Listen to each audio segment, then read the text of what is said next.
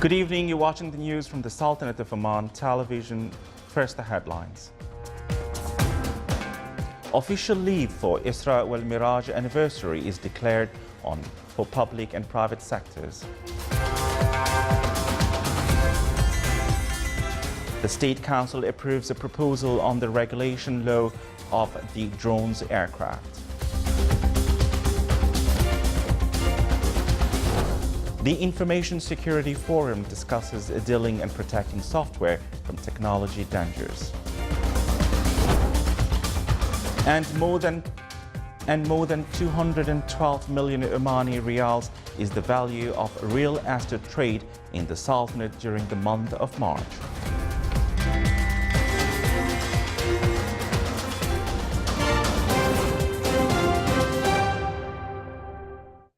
Those were the headlines, and now the news in detail. His Majesty Sultan Qaboos received a cable of thanks from Her Excellency President Bidya Devi Bhandari of Nepal in reply to His Majesty's cable of greetings on her being re-elected as the President for the Republic. His Excellency Sayyid Khalid bin Hilal bin Saud Al Busaidi, Minister of the Diwan of Royal Court and Chairman of the Civil Service Council, issued today a decision to determine leave for Isra wal Miraj anniversary to be Sunday, Rajab 28, 1439 AH, corresponding to April 15, 2018, for employees at ministries, public authorities, and other units of the state's administrative apparatus. His Excellency Sheikh Abdullah bin Nasser Al Bakri, Minister of Manpower, issued a decision announcing that Sunday, Rajab 28, 1439 AH, corresponding to April 15, 2018, is an official leave for employees at the private sector, companies, and establishments. The decision allows employers and employees to agree on compensating this leave if necessity arises, as well as compensating employees whose weekly leave coincides with the mentioned occasion. All employees in public and private sectors attended their heartfelt greetings and best wishes to His Majesty Sultan Qaboos on this blessed occasion, praying the Almighty to protect His Majesty, grant him good health, happiness, and long life. And for the return of this and similar occasions on His Majesty, the Omani people and the beloved country with further progress and prosperity under the wise leadership of His Majesty the Sultan, and for Muslims with good Oman and blessings. The State Council revealed that cases have been detected by filming people without approvals through remote control aircraft called drones, which is also used to monitor high tower geological service, rescue and fire extinguishing. Some drones were also detected flying in prohibited places. The Council approved a proposal on the regulation law of the drones aircraft in line of breakthrough in international airspace that took place in some states. The session witnessed the adoption of the report of the Joint Committee of the State Council and the Shura Council on the Articles of Disagreement in the Commercial Companies Law. The session was chaired by His Excellency Dr. Yahya bin Mahfoud Al-Mandari, Chairman of the State Council. Challenges of national economy within the 9th five-year plan topped discussion of a dialogue session which organized by the Economy and Financial Committee at the Shura Council. The session called for the necessity of coordination between financial and monetary policies and commercial policies for the sustainability of economy development. The discussion session reviewed also necessity of focusing on sector that adjust the current phase, such as technology sector, in addition to discuss issues of job seekers and finding solutions for increasing incomes of individuals. With participation of experts and specialists in the field of cybersecurity, works of the Information Security Forum, which organized by Sultan Qaboos University in cooperation with Information Technology Authority, inaugurated in Muscat on its 8th edition. The forum discussed a number of topics related to cybersecurity in addition to mechanisms of dealing with free and open source softwares. The forum gives opportunity for visitors to review their life experience about social engineering and means of benefiting from it, to declare important information that may be led to huge risks. Still to come in our news bulletin. Scientific researchers and studies are reviewed in the first scientific research conference in Sultan Qaboos University.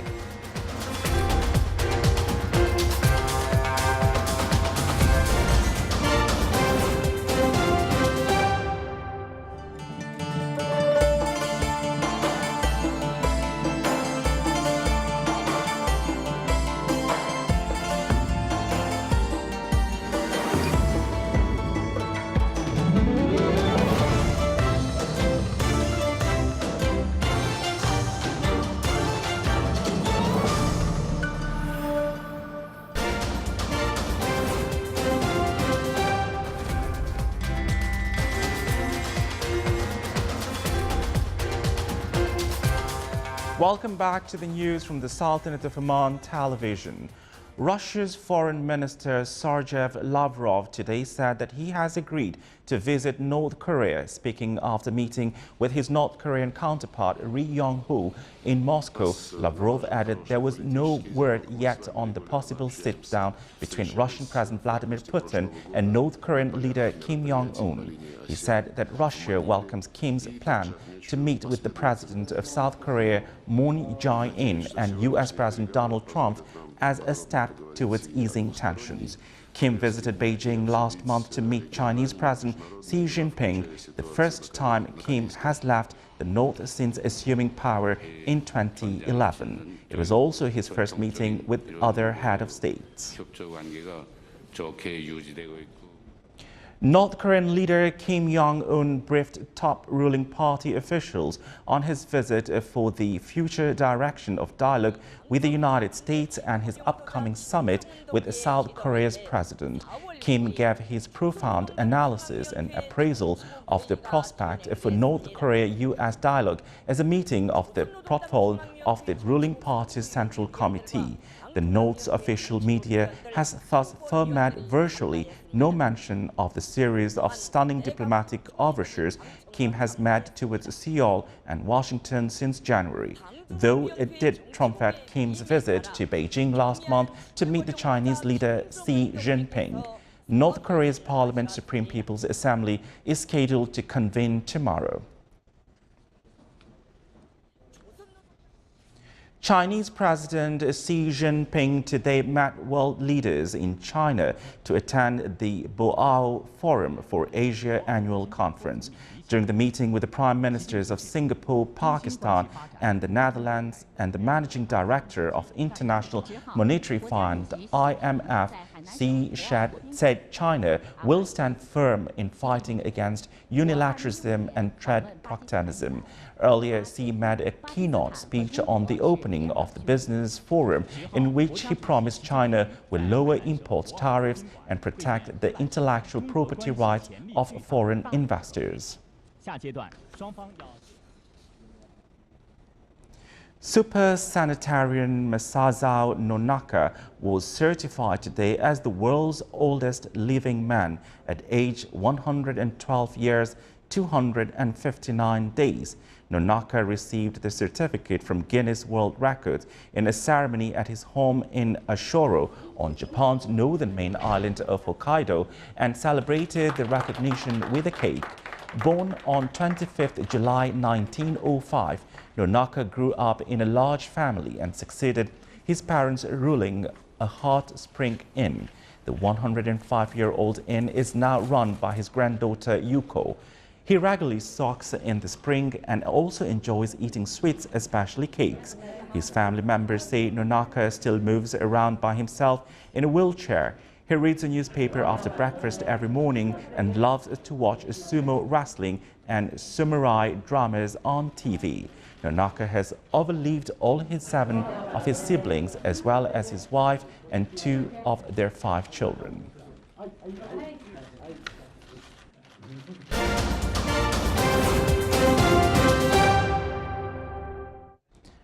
Welcome back to some more local news. His Excellency Mohammed bin Nasser Al Rasbi, Secretary General of the Ministry of Defense, received the delegation of Secretariat General for Defense Industries in Turkey, headed by Sardar Demirol, Deputy Under-Secretary of the Secretariat. During the meeting, they exchanged cordial talks and reviewed a number of matters of common concern. Lieutenant General Ahmed bin Harith Al-Nabhani, Chief of Staff of Sultan Armed Forces, also received the Turkish Secretariat General for Defense Industries delegation headed by Deputy Under-Secretary of the Secretariat. During the meeting, they exchanged points of views and discussed a number of matters of common concern. The Chief of Staff of Sultan Armed Forces also received Major General Walid bin Faleh al-Dhaheri, Commander of Joint Peninsular Shield Forces. During the meeting, they exchanged points of views and discussed a number of matters of common concern.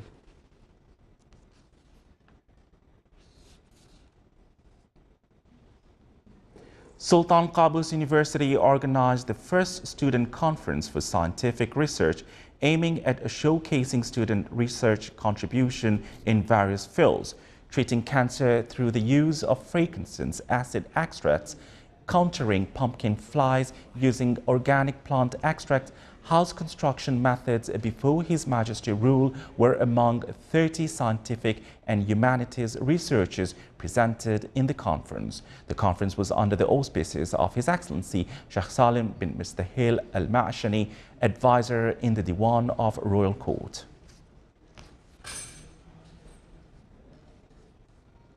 To raise awareness on cultural issues and motivate students to further donate and discuss skills, Sultan Qaboos University organized a cultural seminar under Treasure of Thought. The seminar discussed basic concepts of scientific research and showcased some of the Omani publication. Omani authors were invited to discuss their books with SQU students.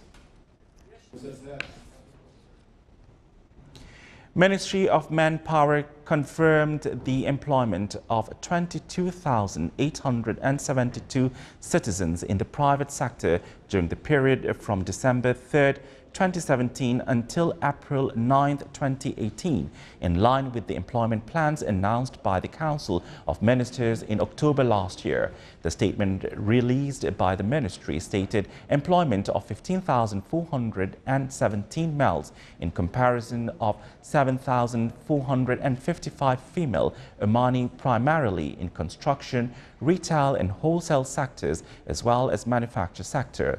The ministry will announce on Thursday the names of job seekers that will be requested to attend job interviews during next week.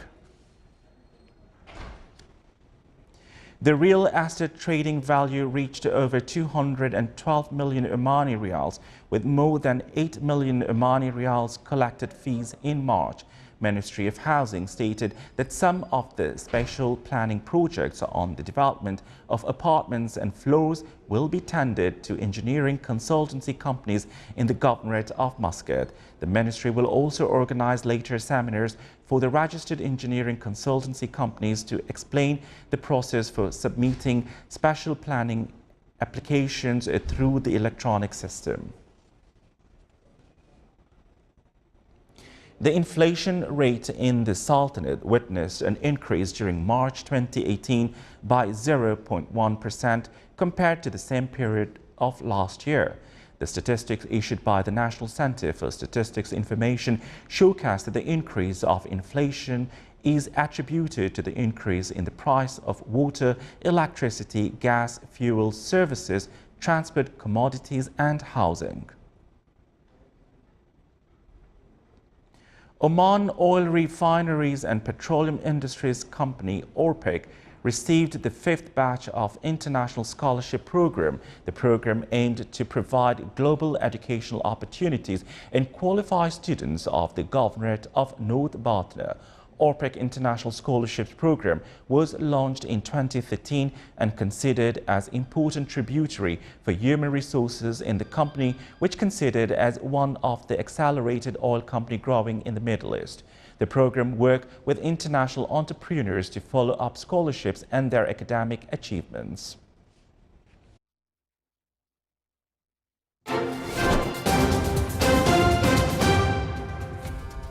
Now for the general weather forecast around the Sultanate. Clear to partly cloudy skies will prevail over the northern governorate. Rest of the Sultanate will have clear skies with chances of low clouds and fog late at night and early morning over the governorates of South Sharqiya, Dhofar and Worcester. Winds will be south to southwest light to moderate. Seas will be slight with a maximum wave height of 1.25 meters.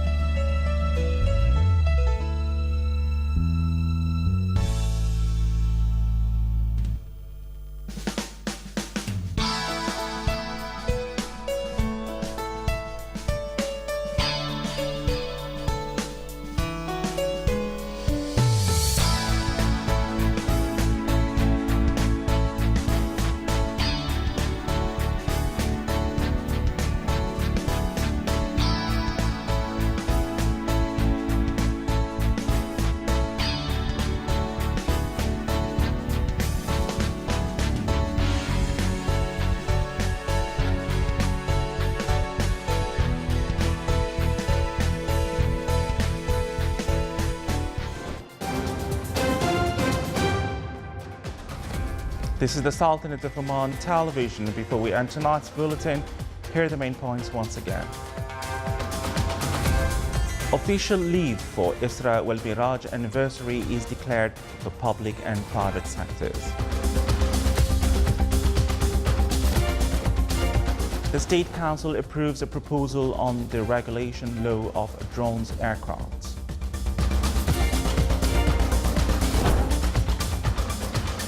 The Information Security Forum discusses dealing and protecting software program technology dangers.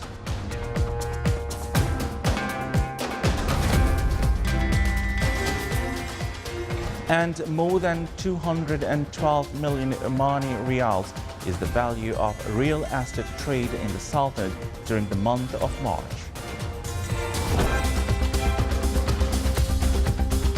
With that, we come to the end of tonight's news bulletin. From all of us at the studios and the newsroom, it's good night.